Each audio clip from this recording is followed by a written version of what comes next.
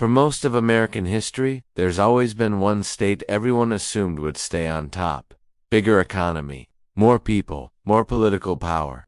For the last 50 years, that state has been California. But something unusual is happening inside the United States, something that hasn't happened in over a century.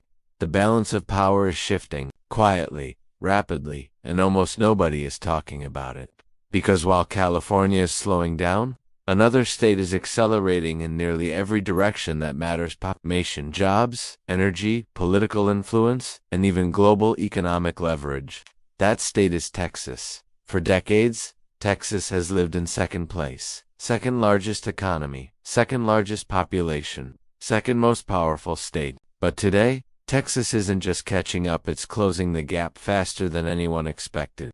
And if current trends continue, Texas may soon become the single most powerful state in America, not just economically, not just politically, but strategically on a global scale. So how did Texas get here? Why are millions of Americans and hundreds of major companies choosing Texas over California? And what happens to the United States if Texas becomes the country's new center of power? In nearly every major category for the past several decades, Texas has always been ranked as only being America's second largest state. When counting by amount of land, Texas has always remained second, sitting in Alaska's gigantic shadow ever since they were admitted as a state back in 19. There's even a common joke in Alaska that Alaska could be divided in half, and then Texas would get to only be the third largest American state.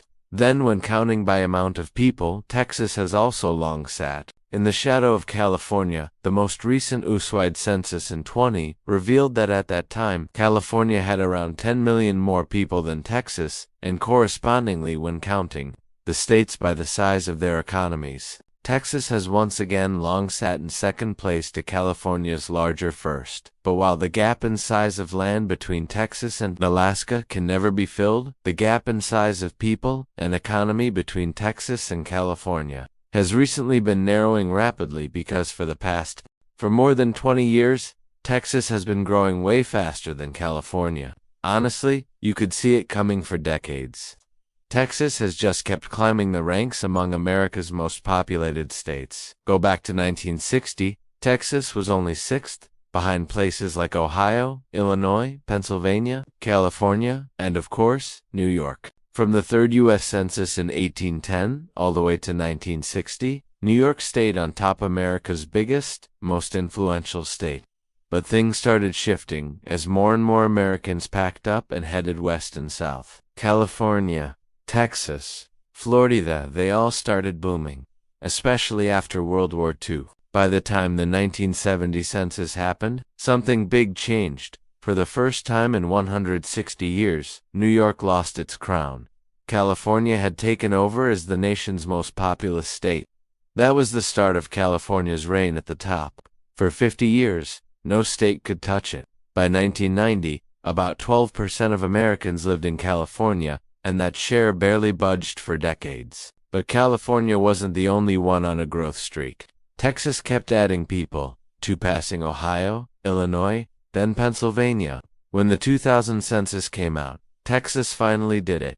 It beat New York, becoming the country's second most populous state. Since then, it's been California and Texas, number 1 and number 2. Here's where it gets interesting. Texas hasn't just kept up with California, it's been growing way faster. In 2000, when Texas hit the number 2 spot, California had about 13 million more people. Over the next 20 years, California only added 5.6 million, reaching 39.5 million by 2020.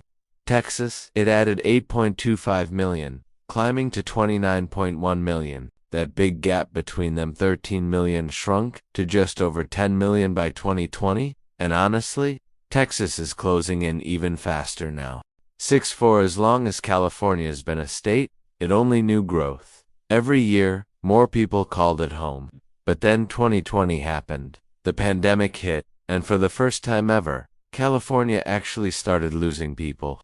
Between April 2020 and July 2022, the state's population dropped by about 500,000. Around 700,000 people left or passed away, and only about 200,000 new folks moved in to take their place. That kind of exodus, totally new for California. The early 2020s marked a big shift for California. For the first time in over 170 years, the state lost some of its political clout, dropped from 53 seats in the U.S. House of Representatives to 52. That meant one less Californian vote in the Electoral College, too. Meanwhile, Texas was moving in the complete opposite direction. Between April 2020 and July 2022, Texas added about 884,000 people, more than the whole population of San Francisco. California, on the other hand, lost around 500,000 residents. In just 2 years, Texas closed the population gap with California by as much as it had in the entire decade before. As of 2023, California's population is sitting around 39 million, while Texas is at about 31.2 million. The gap is now less than 8 million, and if things keep going like this, Texas could actually overtake California as the most populous state by the 2040s. This rapid growth has given Texas more political power. While California lost a seat, Texas picked up 2, jumping from 36 to 38 seats in the House of Representatives. That's about 15% of the electoral votes needed to win the presidency. What's wild is how widely this growth has spread across Texas. It feels like everywhere is booming. Take Dallas-Fort Worth DFW in North Texas. Since 2010, DFW has added nearly 1.2 million people, with around 7.8 million residents. It's now the 4th largest metro area in the country, bigger than the whole state of Washington. And DFW isn't slowing down. Within a decade, it's set to overtake Chicago as the 3rd largest metro area, trailing only Los Angeles and New York City. But it's not just DFW. Houston, San Antonio, and Austin are all swelling, forming a densely packed mega-region called the Texas Triangle. The Triangle covers less than a quarter of Texas's land, about the size of Georgia, but more than 22 million people live there, which is roughly 3 out of every 4 Texans. It's home to the 4th, 7th, 9th, 11th, and 13th largest cities in the U.S., making it the 4th most populated mega-region in the country. Only Southern California, the Northeast, and the Great Lakes regions are bigger. By the 2030s, the Texas Triangle could rival Southern California's population. And unlike those other megaregions, the Triangle sits almost entirely within one state. So, why are so many people moving to Texas, and especially to the Triangle? There are plenty of reasons, but the biggest one is probably Texas's booming economy. Texas is booming. Between 2010 and 2021, the state's population jumped by 18%, but its economy shot up by an incredible 39%. That's about 1.5 times faster than the U.S. average. Fast forward to 2023, and Texas GDP sits at a massive $2.35 trillion. If Texas stood alone as a country, it would rank as the world's 8th largest economy, just ahead of economic powerhouses like Italy and Canada. California is still on top, with its $3.6 trillion economy, but Texas keeps closing the gap. If this growth keeps up, you have to wonder how long California will hold on to its crown. You can see this shift already. In 2022, Texas led every other state in exports, shipping out $486 billion worth of goods. That's about a quarter of all U.S. exports, and more than California and New York combined. People aren't moving to Texas by accident. Companies are the first to make the leap, and people just follow. Since the start of the pandemic in early 2020, around 140 major companies have moved their headquarters to Texas. Over 40% of those came from California. Some big names made headlines. Oracle and Tesla relocated to Austin. Charles Schwab moved to Dallas-Fort Worth. Hewlett-Packard, Enterprise, and Caterpillar switched to Houston and DFW. And McLaren North America left New York for Dallas. And it's not just headquarters. Big companies are growing their footprints in Texas too. Apple's building a new $1 billion campus in Austin, which will be its 2nd largest office in the world, with more than 5,000 employees. Google and Meta are expanding in Austin as well, putting up shiny new towers and hiring thousands. At least before the tech slowdown in late 2022. Even Goldman Sachs jumped in, announcing a huge new office in downtown. Dallas, that will house 5,000 employees, making it Goldman's second biggest hub after New York. Because of all this movement, Texas has accounted for a staggering 35% of all new jobs created in America since February 2020. There's a reason companies and people keep flocking here. For starters, the Texas Triangle sits right in the middle of the lower 48 states, making it easy to zip just about anywhere in the country. Since 2021, DFW Airport has been the second busiest airport in the world for passenger traffic. It connects to 193 cities in the U.S. and 67 international destinations, places as far-flung as Sydney, Dubai, and Doha. DFW isn't just a big airport, either. It's the main hub for American Airlines, which holds the title for the largest airline in the world by fleet size and passengers. And DFW isn't even the only major airport in the Dallas area. Just a short drive away, you got Dallas Love Field, which adds another 71 direct flight destinations. It's the main base for Southwest Airlines, the world's biggest low-cost carrier and the top airline for domestic passengers in America. Go a little further, and there's Perot Field, Fort Worth Alliance Airport. This one's all about cargo, and it ranks among the largest in the country. It's a regional hub for FedEx Express and a focus city for Amazon Air. With all these options, flying in and out of DFW is cheap, fast, and easy. Whether you're heading across the country or around the world, that's a huge advantage for businesses with national or global ambitions looking for a new home. But honestly, Texas has a lot more going for it than just airports. For one thing, Texas is one of the few states with zero state income tax and zero capital gains tax. Land and housing, for both companies and people, cost way less than on either coast.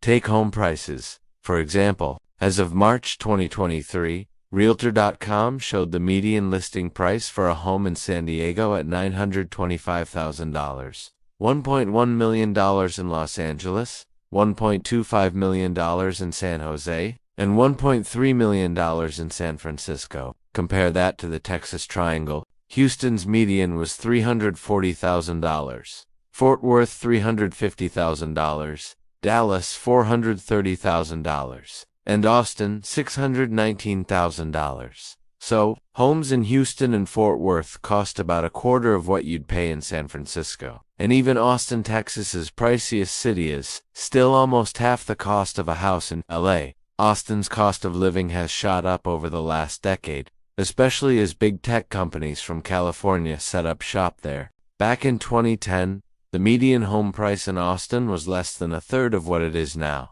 The tallest building in the city then stood at just 683 feet.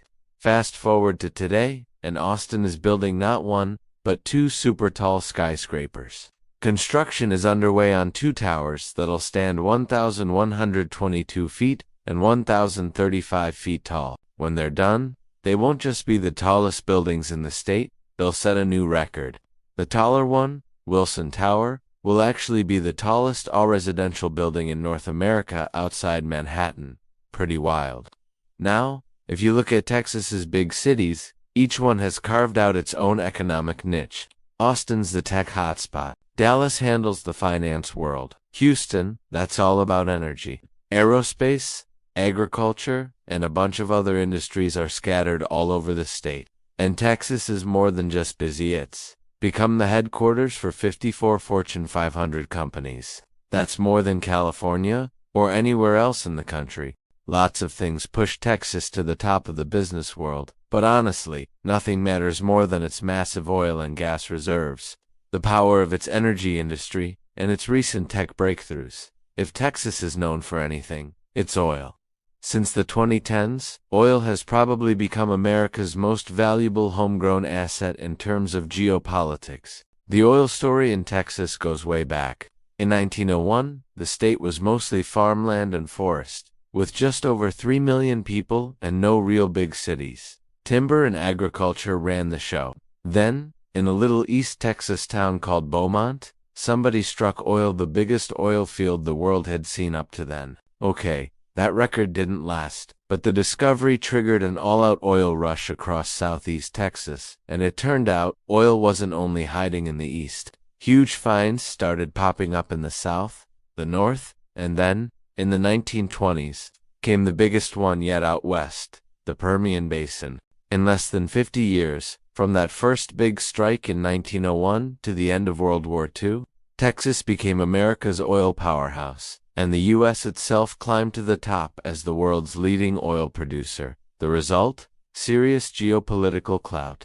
During World War II, the U.S. supplied nearly 6 out of every 7 barrels of oil the Allies burned, fighting the Axis, and Texas delivered most of that. This boom changed Texas almost overnight. Between 1900 and 1930, at least 5 Texas towns saw their populations skyrocket by more than 5,100%. They were the fastest growing cities in the country. People poured in, chasing fortune. In just 30 years after the Beaumont discovery, Texas's population basically doubled. By the end of World War II, it had morphed from a rural state to a heavily industrialized one, full of big cities. For a time, Texas was practically a self-contained petrostate inside America. The oil business was the whole economy. But things didn't stay that way. After World War II, as the economy took off, and Americans started moving to sprawling, car-heavy suburbs, the country's oil appetite grew too fast for its own wells. In 1946, the first big oil shipment from the Middle East, Kuwait, specifically landed on American shores to help meet the demand. By 1948, the U.S. had become a net oil importer for the first time, and its reliance on foreign oil just kept growing. For decades, the United States depended more and more on foreign oil, and by the 1970s, that vulnerability became impossible to ignore. American oil production peaked in 1970. By 1972, a staggering 83% of U.S. oil imports came from the Middle East. Then came the 1973 Yom Kippur War, when America supported Israel against Egypt and Syria. OPEC, the group of oil-exporting countries, decided to cut off the U.S. and its Western allies. Suddenly, gas prices quadrupled. Long lines at gas stations became part of daily life. It was a wake-up call. The U.S. economy, so reliant on fossil fuels, could be choked by foreign powers who controlled the oil. As American oil fields kept drying up, but demand kept rising, foreign policy had to shift its focus to the Middle East and the oil-rich Persian Gulf, where more than half the world's known oil reserves sat. By the end of 1973, President Nixon promised the nation that America would become fully energy independent. Within 10 years, no more threats from oil embargoes. That goal ended up taking more than 40 years, and the journey wasn't smooth. By 1974, the huge Permian Basin in Texas was pumping out nearly a quarter of all U.S. oil, but it too had reached its peak. After that, even the Permian's production kept dropping as the easy-to-get oil ran out. Then, in 1979, the Islamic Revolution in Iran flipped the country from a close American ally into an enemy overnight, cutting off Iran's oil and squeezing U.S. supply even further. Oddly enough, Texas actually thrived for a while during the high oil prices of the 1970s. The oil industry was booming, and cities like Dallas and Houston saw their skylines transformed. But that didn't last. By the 1980s, oil prices crashed. Texas, with its economy so tied to oil, plunged into a nasty recession.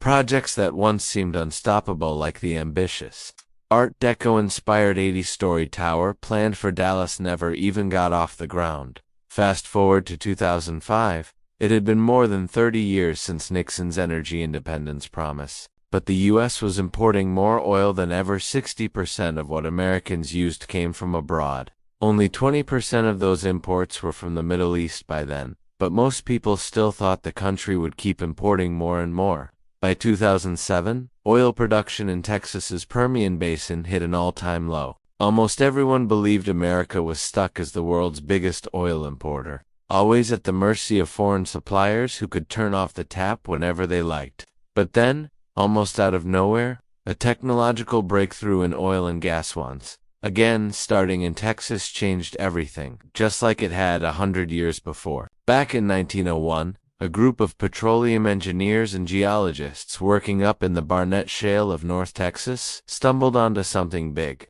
They took two tools, horizontal drilling and hydraulic fracturing, that had never really been used together before, and mashed them into a new technique. people started calling it fracking, which, honestly, isn't the most accurate name, but it stuck. This changed everything. Suddenly, energy companies could tap into oil and natural gas trapped inside dense shale rock stuff everyone used to think was impossible to get out without losing money. Turns out, Texas was sitting on a crazy amount of this petroleum-rich shale, all buried deep underground from when the whole state was covered by an ancient ocean. The Barnett Shale was just the start. Once word got out, drilling rigs popped up everywhere. Places like the Eagle Ford Basin in south and southeastern Texas lit up almost overnight. And then, everyone started eyeing the Permian Basin out west. In 2012, someone finally drilled the first successful horizontal shale well in the Permian. That kicked off a whole new boom in what used to be America's premier oil field. The Permian, it turned out, was absolutely loaded with massive reserves of oil and gas locked in the shale below. The numbers tell the story. Between 2007, when Permian oil production hit rock bottom, and 2014, production more than doubled from 850,000 barrels a day to over 2 million. Suddenly, the Permian was pumping out a quarter of all the oil produced in the country. Fracking really pulled back the curtain on just how much oil and gas Texas had. The Sprayberry and Wolfcamp fields in the Permian are now considered the second largest oil field on the planet, right behind Saudi Arabia's Ghawar. Eagle Ford comes in at number 5, even outranking Russia's biggest field in Siberia. But here's the kicker. Texas's oil and gas aren't stranded in the middle of nowhere. They're right where the action is. Saudi Arabia's huge fields are stuck out in the desert, boxed in by tough sea routes and political hotspots. Russia's are buried deep in Siberia, miles from any real city or port. Infrastructure is a nightmare in both places. Texas is a whole different story. Its giant shale fields sit right under some of America's biggest cities and best infrastructure. If you look at a map of population density and overlay the shale fields, they basically sit on top of each other. 22 million people live in the Texas Triangle: Dallas-Fort Worth, Houston, San Antonio, Austin, and the major fields run right through this region. The Barnett covers Dallas-Fort Worth. Eagle Ford slices through the middle of the triangle, hugging San Antonio, Austin, and Houston. The Permian's not far, either, just to the west, linked by highways and rail lines that shoot oil and gas straight to the Texas coast. From there, it's a quick, safe trip out to the Gulf of Mexico and the rest of the world. No crazy geopolitical risks, unless something wild happens in Cuba, which isn't the case right now. Between 2009 and 2014, fracking, the geology of Texas, and the lucky location of all these reserves near existing infrastructure sent oil production through the roof. Texas tripled its output in just 5 years. And that was just the beginning. By 2023, thanks to the fracking boom, Texas alone was producing 43% of all the oil in America. Texas alone churns out a quarter of America's oil and natural gas, way more than any other state has ever managed. Right now, Texas actually pumps out more oil than Iraq. If it stood alone as its own country, Texas would rank as the world's 4th largest oil producer, sitting just behind the rest of the United States, Russia, and Saudi Arabia. When it comes to natural gas, Texas is no slouch either. It outpaces both China and Qatar, and as its own nation, it'd be number 4 globally, trailing only the US, Russia, and Iran. But Texas doesn't just produce the stuff, it refines it too. No other state even comes close. Texas has the biggest collection of crude oil refineries in the country, giving it the biggest capacity to turn crude into gasoline, diesel, jet fuel, you name it. Most of these 31 refineries cluster around the Gulf Coast, and together they handle about a third of all the crude oil refining in the U.S. That means Texas alone can refine more oil than India, and any country except for Russia, China, and of course the rest of the U.S. This second oil boom, which kicked off in the early 2010s, has been almost as huge for Texas as the original boom a century ago. It's a big reason why the state's been growing so fast. And here's the kicker. When oil prices eventually drop, which always happens, Texas is in a much better spot than before. Its economy is way more diverse now, so it can weather those tough times without falling apart. The shale boom in Texas, along with smaller ones in places like North Dakota, completely shattered all those gloomy predictions from the 2000s about America becoming hopelessly dependent on foreign oil and gas. Instead, Texas helped the U.S. take back the title of world's top oil producer from Saudi Arabia in 2018, the title the country hadn't held in over 40 years, and probably wouldn't have without Texas or fracking. By 2015, Texas and the U.S. were already doing things people had once called impossible. That December, a tanker loaded up with Texas shale oil in Corpus Christi and headed to France, the first big export of American crude since the 1970s. Suddenly, the U.S. was back on the world stage as the top oil and gas powerhouse. The effects rippled worldwide. As America cut back on oil and gas imports, the trade deficit started shrinking fast. By 2019, the U.S. had slashed its net oil imports from a high of 60% of supply in 2005 to less than 3%. Texas played a huge part in making the United States the world's biggest energy producer. And honestly, that changed everything. Texas cranks out about a quarter of America's natural gas. Thanks to that, it churns out some of the cheapest electricity and chemicals you'll find anywhere in the developed world. After fracking took off in the 2010s, America's bottomless supply of natural gas and its steady power grid started pulling manufacturing back, especially to Texas and Louisiana. Companies aren't just coming for the cheap energy either. Shipping from the Gulf Coast is a breeze, so it's easy to get finished products out to the rest of the country or across the world. The deals are so good that even some Chinese firms have set up shop there. For them, low electricity and shipping costs beat out the lure of cheaper labor back in China. Now, zoom out a bit, and you see another layer: the geopolitical edge.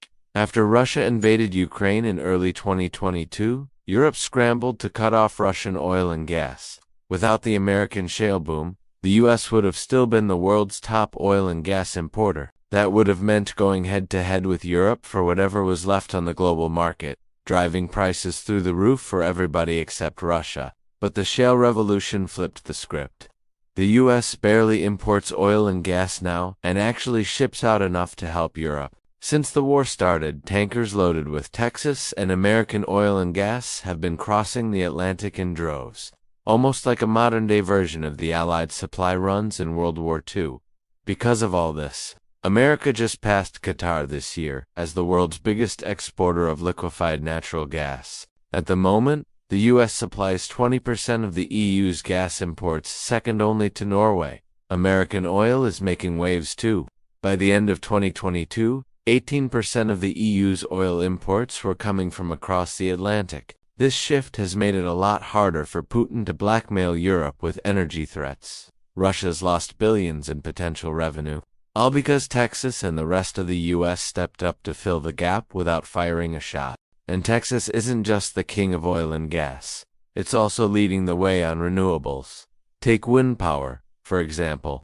The windiest stretch in America sweeps straight down the Great Plains from North Dakota to the Texas Panhandle and into central Texas. It's so windy there, it puts most of continental Europe to shame. Only a few offshore spots near Denmark, northern Germany, the UK, and the Aegean Sea can really compare. That gives Texas a huge edge in wind energy. And it's not wasting it. There are more than 150 wind farms across the state, churning out power. Texas already cranks out over 30,000 megawatts of power from wind, alone covering about 16% of the state's electricity needs. That's not just a big number for the U.S. It's the biggest. No other state even comes close. If Texas stood on its own, it'd rank 5th in the world for wind power generation. And that's not even counting the state's muscle in natural gas, 5th globally, or oil 4th. Seriously, Texas just keeps piling on when it comes to energy. Let's talk solar for a second. The western part of Texas has some of the best land in the country for soaking up the sun. Solar already makes up another 4% of the state's electricity. Put wind, solar, and nuclear together, and you've got about a third of Texas's electricity coming from these sources, and that number keeps climbing. The more Texas uses these renewables at home, the more oil and gas it can ship out to places that need it. Honestly, Texas is one of the world's true energy giants. the state's home to some of the largest, most productive oil and gas fields on the planet, plus huge refinery operations. Add in those wide-open windy plains and cloudless sunny skies, and you've got the perfect recipe for energy generation. Texas sits right in the middle of North America, which makes it easy to export energy across the continent. And with a long coastline and no major shipping choke points, moving resources out to the rest of the world is a breeze. Altogether, Texas is America's ultimate energy powerhouse. This energy boom hasn't just benefited oil and gas workers, it's rippled out to just about every other industry in the state: tech, finance, aerospace, you name it. No wonder Texas is the fastest growing state in the country by sheer numbers of people this century. At this rate, by the 2040s, Texas might actually pass California and become the most populous, most influential state in America. We'll have to wait and see, but I wouldn't bet against it. Now, I'll admit, having lived in Texas for most of my life, I might be a little biased, especially when it comes to food. Tex-Mex and barbecue, easily my favorites since I was a kid. That's why I love today's sponsor, HelloFresh. They've got a ton of Tex-Mex choices, stuff like cheesy stuffed peppers, bacon, jalapeno mac and cheese, and loads more. Here's the thing: going to the grocery store, tracking down every ingredient, and hauling it all home is a pain. HelloFresh flips that whole process on its head. Just pick your meals from their app or website, 40 different options every week, and everything you need shows up at your door in a chilled, insulated box. You can even toss in snacks, sides, or desserts if you want. Once your box arrives, just grab the easy recipe cards and get cooking. The steps are simple, and most ingredients are prepped already, so you can whip up a great home-cooked meal in about half an hour. No meal planning, no shopping, just good food and more time for everything else. If you like this informative video, you can click the like, subscribe button that's here on your screen right now, and thank you for watching.